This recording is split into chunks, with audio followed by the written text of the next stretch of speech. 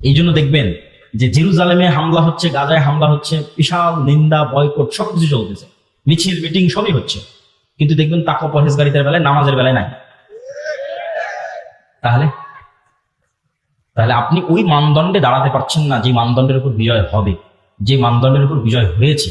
ক্ষমতা দিয়ে, মিছিল দিয়ে, দাপুট দিয়ে, অস্ত্র দিয়ে বিজয় হয়নি। খালিদ বিন ওয়ালিদের যুদ্ধ দেখেন, ইয়ারমুকের যুদ্ধ দেখেন, মুতার যুদ্ধ দেখেন, কোথায় কয়েক লক্ষ সেনাবাহিনী, কোথায় কয়েক হাজার। সুলতান সালাহুদ্দিন আইয়ুবের হিত্তিনের যুদ্ধ দেখেন, কোথায় কয়েক লক্ষ প্রশিক্ষিত নাইট যোদ্ধা, আর কোথায় মরুভূমির এক প্রান্ত থেকে আর এক প্রান্ত ঘুরে বেড়ানো এক অসহায় মরুবিদুইন। মাত্র কয়েক হাজার সৈন্যবাহিনী সুলতান সালাহুদ্দিন আইয়ুবের হাতে। তুরস্কের ইস্তাম্বুল বিজয় করেন সুলতান মোহাম্মদ আল ফাতেহ। বাইজেন্টাইন সাম্রাজ্যের যে কেন্দ্র রাজধানী তুরস্কের ইস্তাম্বুল, কিভাবে উনি বিজয় করেছেন? ওনার কি বা ক্ষমতা ছিল? কোন ক্ষমতা ছিল? সবগুলো বিজয় হয়েছে তাকওয়া পরহেজগারিতার, আল্লাহর উপর ভরসা।